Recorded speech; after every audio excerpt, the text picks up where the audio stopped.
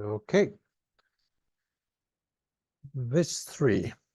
Okay, so this is the base project we ended up after the exercise. And allows us to get a number of layers in a project with this dimension. I just want to emphasize that it should be in the 0, 0 coordinates, so not floating around. These 2 dimensions don't have to be the same, but they should be more or less similar because we got them from the map. And the vertical dimensions and these little dimensions here, 36 for this dimension, 16 for that one, those pretty much should be the same because I invented them. They're not coming from the actual project, but because I invented them, they're, they are what they are. So if we want to start a project, I recommend you place this in a Google Drive or something like that. And also you Google Drive or OneDrive. If you have this file, the Rhino file in a drive system or a cloud system, then you can get it no matter what. But if you have it in a flash drive, chances are it's going to disappear because the flash drive will break or whatever it is, no? So how do we start one of the projects that will ultimately go into one of the cells here, no? And I'm going to do the whole process once, and I'm going to be talking about the specific elements that you should consider when repeating the process, okay? So number 1, I will go and download the cloud file or the file on the cloud, and I will just make sure I only work with the project base. The rest I don't even need, so I can just save as and call this like a project 1. I'm going to put it in the desktop, but you probably have a folder, project A or 1 or whatever it is. I like to work with clean things, so because I don't, I'm okay with all those things, I'm just gonna get rid of everything except the volume. I'm gonna get rid of also the image, and I don't even need the projection or the cantilever dimension. I just need this guy, and I can even do a purge that allows me to clean everything that is not in use. So this is what I have. Okay, so I start project A. You can save as and start from here the following projects. And just to do something simple, I'm going to do something with boxes because it's just to show you the possibilities of what I'm asking for. So I'm going to just copy these guys here and do some shifting and doing things. Something relatively simple.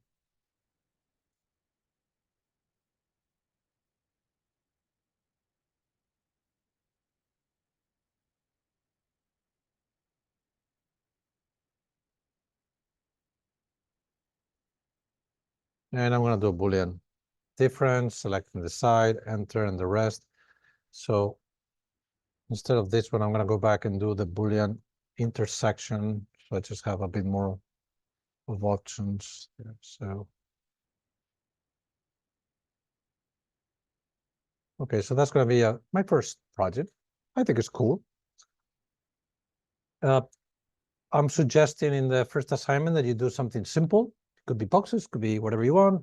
Then I suggest that you do something with lofts, maybe, but you can just step out of the things that I'm asking if you want to explore some other tools. We're going to be talking about more tools the days that are coming now. And I'm going to be asking also for meshes that we'll talk about, and then grasshopper definitions and sub-Ds. Those are the ones I'm going to be talking about, but you're welcome to step out and do things that you find interesting. Okay, the whole idea is to explore form. So there's no, again, boundaries in terms of research or boundaries in terms of that's ugly or that doesn't make sense. I think any exploration outside of the norm it's okay. So feel free to jump into unknown territories. Anyway, so this is the thing. This is the project. I'm happy with it. Okay, notice that I haven't moved it in the process. I need to have it in the same place. And I need to bring a couple of items to here. So what I'm asking is this number of drawings. You are also welcome to step outside of these drawings. Okay, I'm saying, hey, give me a main axonometric with color. elevation, section perspective with color perspective. You're welcome to change this, but I do want you to bring a number of drawings, like 5 of them or more, and that they explain the project in a clear way. Typically, you will have like a top view, an elevation, a perspective. So those things are quite necessary, but you can make some of them bigger and other ones not so big, depending on your interest. So each of those drawings should come from a make to the operation that we talked about last class. So I'm going to start with, for example, the axonometric. To get axonometric, you go to the properties and you can change this to parallel view. There are other ways to do that. I'm sure you have already found that you can do it within these options as well, but then you have the option also to do the set view isometric and some of these options to get the view. Either way, you're welcome to choose any strategy you want. I like the isometrics that you get from set view isometric, and I believe I say southeast, and I can just zoom in without changing the view, because if you change the view, you're not in the same isometric. So southeast, that's the one I'm going to choose and get rid of that. And I'm going to do the first make to the. We talked about it. Make to the allows you to get a number of drawings in the two-dimensional way that we can then take to Illustrator and fix. I'm going to choose the option first angle or third angle. It doesn't really matter to our purpose. It's basically to get the three-dimensional view and 2 elevations plus plan. Typically, you will use maintain source layers, and then you say hidden lines, etc., etc. You might want the silhouette or not. That's up to you. I'm just going to get rid of it, but you can have them if you want. You say OK. In the layers, a new set of layers will appear. Go to the top view, and I'm going to move them to the side. So this is like a first weird thing that it shouldn't be doing. No, notice how this is one on top of another one, and that's not what we want.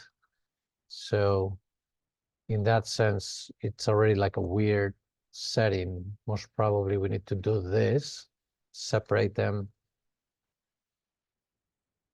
And that's weird.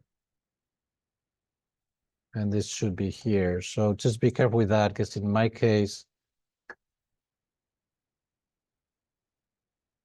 it kind of collapse all of those. Wait, here is. Look how that happened. So they should be independent drawings all along, but because it's a very long piece, this elevation was kind of on top of the other one, and this one was also on top of this too. So that could be a problem. We need to make sure that we can separate them and identify each of them clearly, no? So the way to take them to Illustrator is File, Export Selected. And what I'm going to do is just for now in the desktop, you probably have a folder, and I will select the Illustrator file. I think you have done this process several other times, so just go with it. And I will call that Project A. And I can do something like 1 and go to OK, Illustrator, Control O. And here is, open it up. And it has the drawings right there. Okay. Notice how if we open the layers, we have 2 different layers. We have visible and hidden layers. So that's great. That's what we want. Some of them, the hidden layers come in gray with a dashed line, but they're definitely not in good shape in terms of line weight and so on. First thing to remember is that we can select the whole thing and scale it, but you should never deform the proportions. So that's a no-no, as you can imagine. So I'm going to Control-C and make sure that when you scale, you press Shift. Okay. Okay, so I have 4 drawings. We need to allocate this in a particular file in Illustrator. It can't be in the first white page that it comes from Illustrator. There has to be a page of our own. So to know what size, the best place to go is to look at the InDesign. And we're going to place 6 projects inside of each of the cells. And the cells are approximately 10 by 10 inches. So that gives me a hint that I can do a file new project in Illustrator. I can go to print. I'm not going to find a preset of 10 by 10, so I'm going to have to say inches here and include 10 and 10 here and say create. Okay, this is the white page that we want to use from the beginning. So I'm going to take these guys, Control C, Control Tab to go to the new page, and I'm going to Control V. Now, if I do Control V without this option check, paste, remember layers, then the layers will not come with me. So be careful. If that happens to you, go back, Control C, click here, check that, and then Control V to bring the stuff here. Now that's the thing that we need. We have an action, we have an elevation, top view, and another elevation. Whatever you want. It could be, as another example, I'm going to delete this and purge, so I clean up those. You can do, instead of a isometric, you can just go and make sure you're in the parallel view and then do another from the bottom if you want. As long as you're consistent though. So if you want to choose your own, you're going to have to save the view. You're going to have to come here, name the view. We will do that for the perspective, okay, in a second. So yes, you're welcome to choose different views, to, what views you want to choose, et cetera, et cetera. You can be a bit, like the Egyptian isometric, which is in this direction. And now I'm going to choose the perspective. So for that, I'm going to go back to perspective. You can do that by clicking here, perspective in the properties, or you can just go back to set view, perspective, and it will go back to there. Because the axonometric is a little from that side, I'm going to do, I don't know, from the back and side here. Maybe something a bit more from the top. And I'm going to maybe just go to the set camera, adjust lens, and make that a bit more aggressive. Be careful not to overuse the adjust lens option, because it can create very, very funky, very fast. Okay. So like it just happened to me. If it gets very funky to you, you can always go to set view and perspective. It goes back to the original one, and you can set the camera again. Less crazy.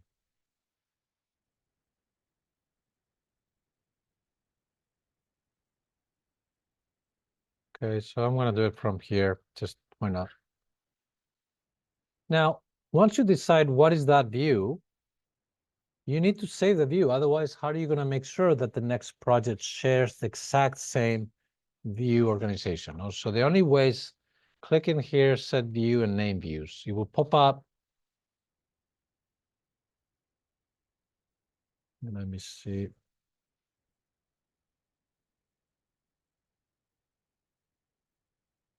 This window. And again, I'm using Rhino 7, but this is just embedded here in the system. So here you probably have it embedded in the vertical column of options, and it looks like a camera. So then you can say save the view here. You can save the view, call it my perspective.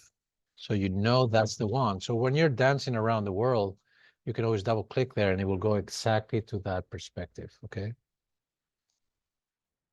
Then you select, make 2D. I do not need all of the other views because I have them. I just need the view. Say okay. Go to the top view, and then again, the same process. Export selected.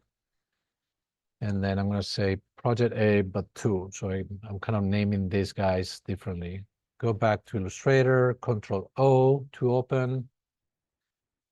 A2 opens up the single one, Control C, Control Tab to go to where my file is, Control V, make sure that it's not on top of some other thing. if you want to move something like that, be sure to click on the object and then drag. So that's, if you click on outside, it's just not going to work, okay? Might be that my perspective is a bit too funky, but anyway, I can change that or not, depending on what you want. Okay, and we have, as another option, is called the perspective, the section perspective. So that's something like this, and you're welcome to choose also a different perspective. So I'm gonna purge again to get rid of the layers that I don't need. How does that work? The section perspective, you need to create a clipping plane. A clipping plane is an item in Rhino that cuts through the object.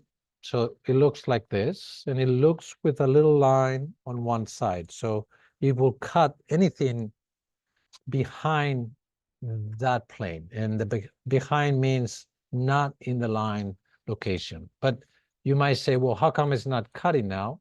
It's because under properties, whatever is checked here is being cut. So right now it's only the right view. But if I do my perspective, it will cut that as well. So it will look like this. And as you pass it, you get the sections in that plane. You can rotate the clipping plane, say 90 degrees, and take it up.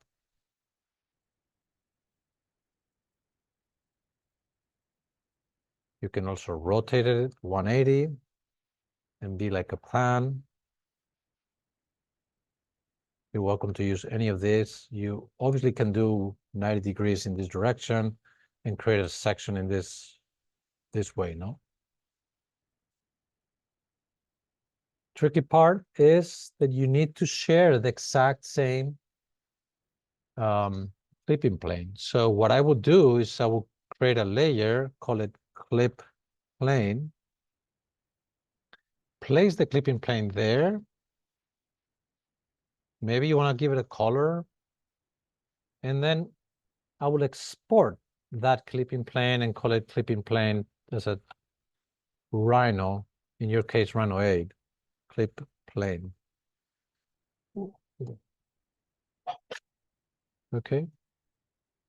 We can talk about why I did this, but the important thing is that you use a clipping plane, that you cut your object, and then you decide another perspective that shows this project as best as possible. So in my case, if I were to select a vertical cut like this one, for example, maybe I will go to the side here as a perspective. It could look good as a like a section. But if it was cutting the other way, I would probably put it over here. So it's up to you how do you want to do it, but it really depends on where the clipping plane is. Now, if you change the clipping plane after you export it, you definitely need to do it again. But I'm going to just come here, say, select the clipping plane and the object, and then make 2D. Okay. Now, I could say, okay, but I will have a problem later on. I need to save this perspective as well. So what I'm going to do is go to the same camera, or here to set view, name views, which is the same. And I'm going to save another one and say my clip perspective or something like that. So you can go back to that one when needed. Again, now to make 2D, you select both the clipping plane and the object, and you say make 2D. Only the view, say okay. And you need to make sure you have the clipping planes intersection. So just make sure of that. Now, there's the object. If you don't see it, it's probably because your clipping plane could be activated in the top view and it's behind that. But anyway, in my case, it works. And a new layer should happens here is called clipping plane, which is the thing that we're going to be cutting afterwards. So I'm going to select that, export selected, make sure it's, again, Illustrator, and it's going to be my Project A, third drawing. Okay, go back to Illustrator, Control-O to open.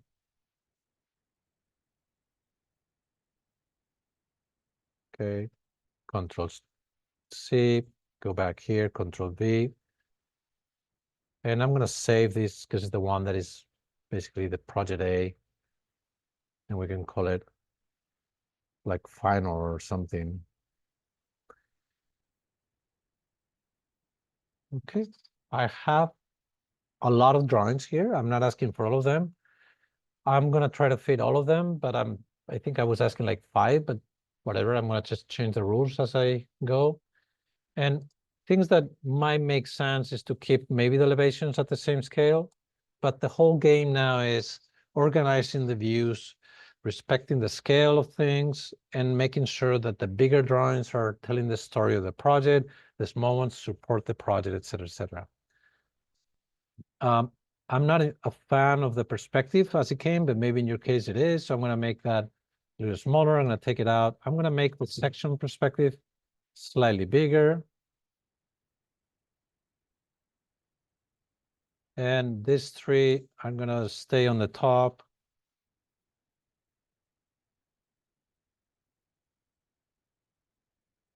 And I'm going to move this one to the side for now.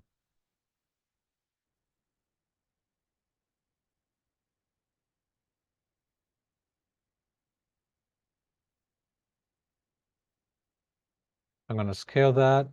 Again, pressing shift, otherwise we're having a problem. Moving it up together with this one. I can use the arrows as well. It's kind of slow, but it works.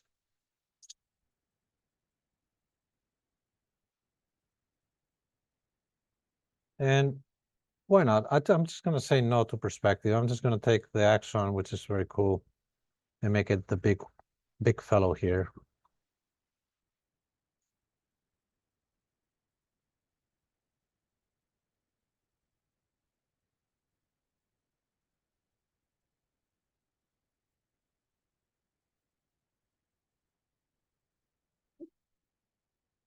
I can use the arrows. So that could be my thing that I like. Again, it could be different. You probably want to spend more time than 23 seconds that I spent. You can use the arrows carefully, as long as you don't change the proportions. And I say goodbye perspective.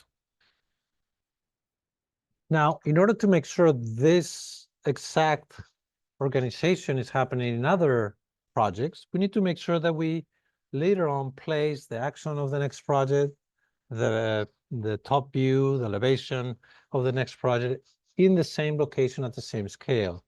The only way to do that is to bring guidelines. No? So let me see if I always here, rulers, show, those are the top and front rulers. This is pretty much to know the dimensions of things, but it's also a way, if I create a layer and say guides, I can drag pressing shift from the rulers down, and it brings what is called a guideline. I can locate all of those guidelines under the guide layer that I created. I can move that above if I want to. And already I noticed that things are not perfectly aligned. So what I can do is just lock the guides and bring this one up using the arrows until it's properly set. The whole idea is that we create as many guidelines as we need to make sure that the next project can follow the same guidelines. No?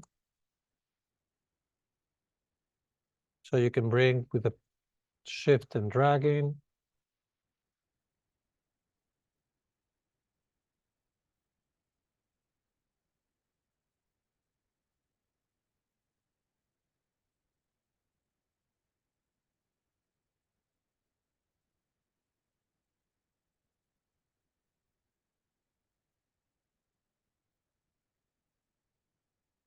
So I could lock the guidelines and move maybe this one a little bit more.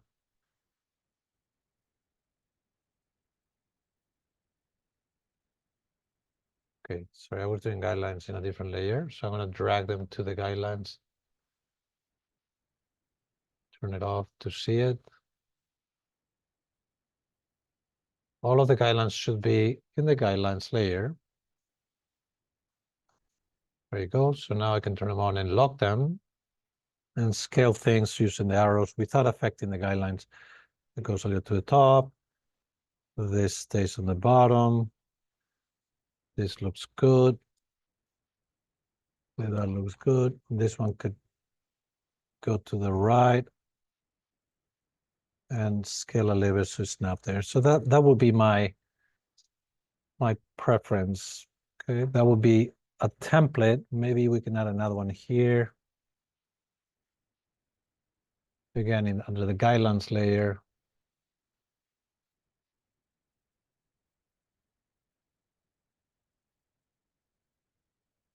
Okay. That could be my template. I could actually save it as it is, of course, but I could also save as and call it something like, not project A, but project all and final template or something, no? So you always start from here, you get rid of the project and you put the next project, the drawings of the next project, no? Now, many of you are, quite early obsessed about tweaking line weights and so on. I would recommend that you scale things up carefully, that you decide where things go, and then after that, you start fixing line weights. And fixing line weights, it's going to be very easy because we have the layer, so we can go visible line, clipping plane, visible line, all of the curves. I'm going to use just the black color for the visible lines. You don't have to. You're welcome to use color for the line work as well, as you see, please. And I'm going to use a specific line weight like 0.75. And then always take a look at how it looks, if it looks good or not. One thing you should remember is to have the hidden lines underneath the visible ones. So I'm going to now select all of the hidden lines by clicking on that button, maybe a little lighter gray, 175, and then thinner than the previous. The dash lines, I would recommend you change them, something like 2 and 2 or whatever it is that you prefer. But the default setting is typically a little bit too large of a dash and a gap. And once you're there, you have a nice drawing. Then you're happy about it. Okay. One thing I would recommend is to bring people. You can search on Google, or I think I placed on Canvas, but if not, just go on Google and find some persons that they're vector base.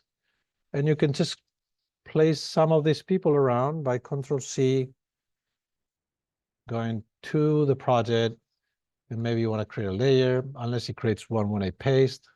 It goes to layer 1, and you place them at an adequate scale and on the adequate floor, no? That will be here. Notice how this one is not exactly on the lane, so I'm going to just select it.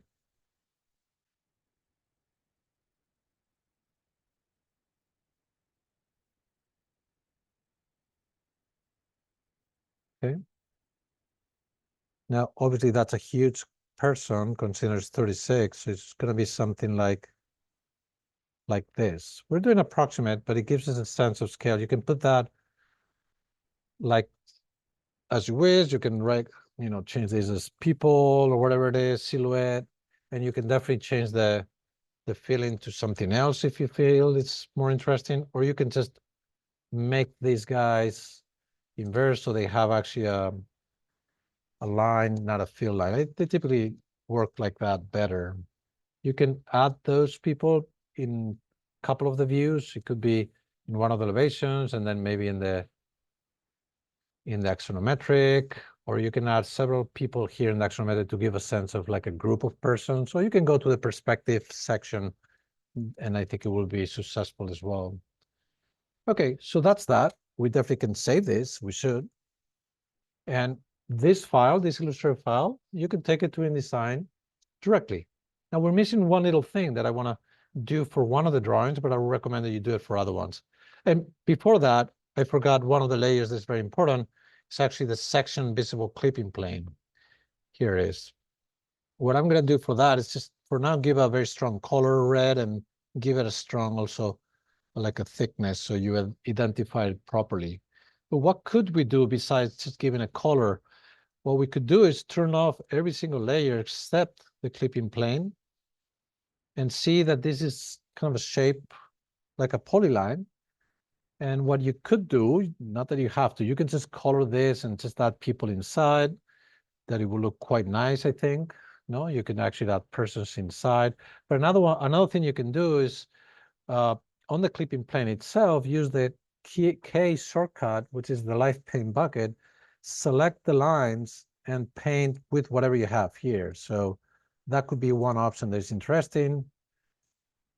And you could also select that shape that you have painted and add transparency to see what's behind. No? So I'm just suggesting ideas of how to introduce color to identify the section value. I typically like just the line in color, but I think this also brings an interesting take. You can bring a different person if you want. You go to the people I mentioned before. Definitely somebody dancing would be nice. Little cuckoo, but why not?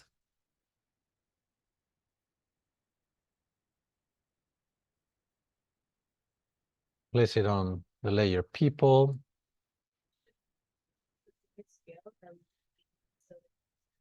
They need to make sense. So just think of this dimension being 36 and make sense out of it.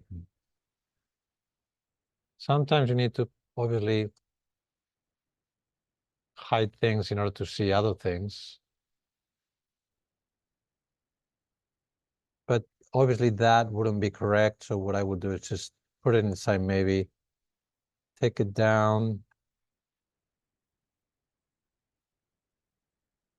And the people could be further up if you want to place it above the section value or just underneath, whatever you prefer. It would change, of course, the difference. So it could have a crowd here. It's a good way of giving a sense of scale value in the project. Okay.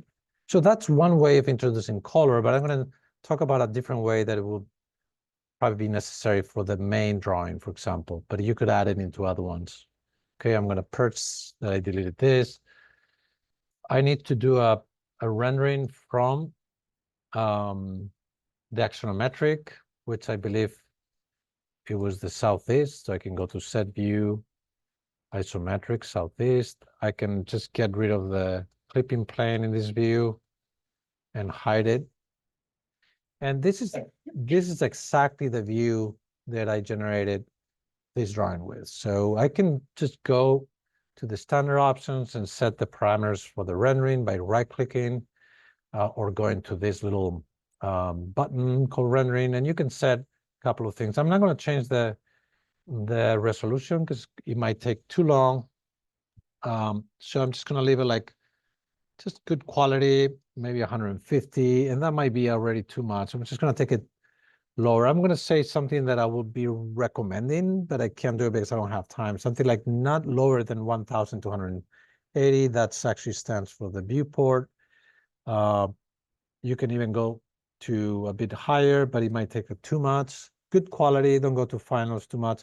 The highest for the DPI should be 300, but I'm going to use 72, which is typically the lower, again, to save time. And then here, something important is that, you know, if you're doing an axonometric, you don't want the shadows typically for the floor. You want this to feel diagrammatically. So what we're going to try to do is the transparent background, and that's it. Transparent background should give us the possibility of getting PNG out of that. You can click on the sun option. It will give you a sense of sun. You can change the sun settings, although, you know, this is not really necessary in terms of mathematically oriented, because we will do that in Revit, but it will give you a nice kind of a shadow quality. Okay, so that's a little bit of the settings. Very basic, because we're looking for diagrammatic qualities. So what else? We need a material to this object. So that's under the material for the base project, which we click on the circle and we create a base project, and we can even call it A, so we know what stands for. And I'm going to do the paint and whatever color, gold, and say, okay, that should change. And when we click on the circle, it should give us that golden touch. Now you say, I don't like it. I don't like it either, but I think the main idea, if you look at the samples from previous students, is that every single project has different color identity. So we're not using the same color for all, but you could use some palette, like for example, gems, I think Rhino has. So you can have like a gem in blue, a gem in red, or whatever. You can use paints, or you can use just very simple materials that you can add then different colors. So again, try to think of panel one as at the end, 6 projects identified by 6 different color tonalities, okay? Notice how, well, I'm also with Zoom right now, but a very low resolution rendering is taking like a long time. So it has to go up to 500. So this doesn't make sense. No, so you just maybe want to go for a coffee if you're asking for a good quality, whatever. Take some time.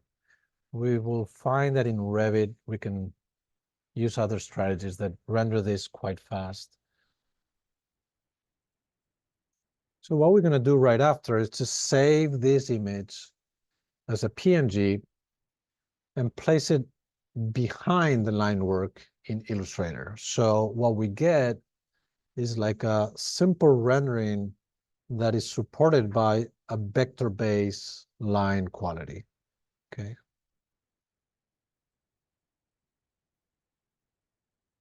I think I can pause this, wait a minute. Yeah, so there is, I can actually go in File, Save As, and just make sure that you're using the PNG option, because that keeps the transparency features. Gonna go to desktop, again, you have your own folder, and we can call it Project A, Axon, or whatever.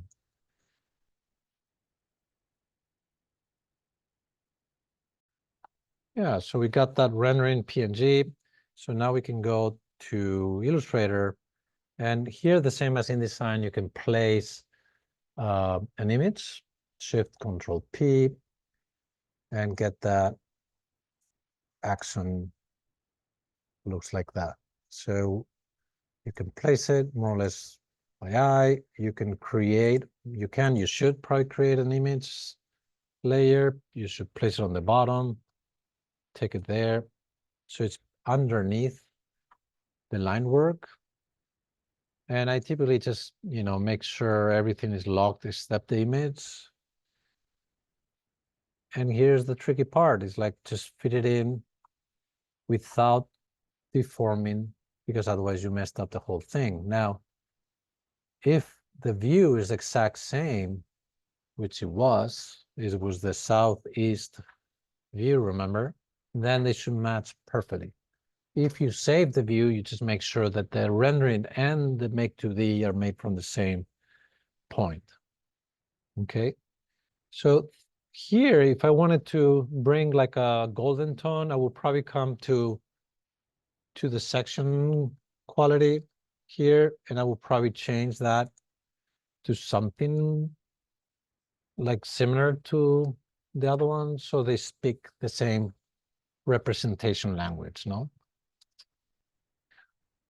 There's some other video tutorials that you can find on Canvas where this one is going to be located, that I also do renderings of the elevations and the top view, and even the perspective, the section perspective, you can do a rendering and combine those. But if you want to keep it simple, this is perfectly fine. I actually think that the mix of this rendering and the line work, it creates a very nice diagrammatic proposal, no? And this is something like, if you want to explain a project of yours in interior design, that, hey, this is the main concept of my project. There's a big volume here. There's something sticking on the bottom there. And you present that towards the beginning of your presentation, and people understand immediately what is the main kind of a spatial qualities of the project, no? Is to present the project diagrammatically first, and then dig into the details that I'm sure you're going to be developing, okay? Anyway, that's that. You save it. And if you go in InDesign, if you're there, I'm going to delete this one. You're going to place it. So it's Control D. You're gonna place, I believe, is final.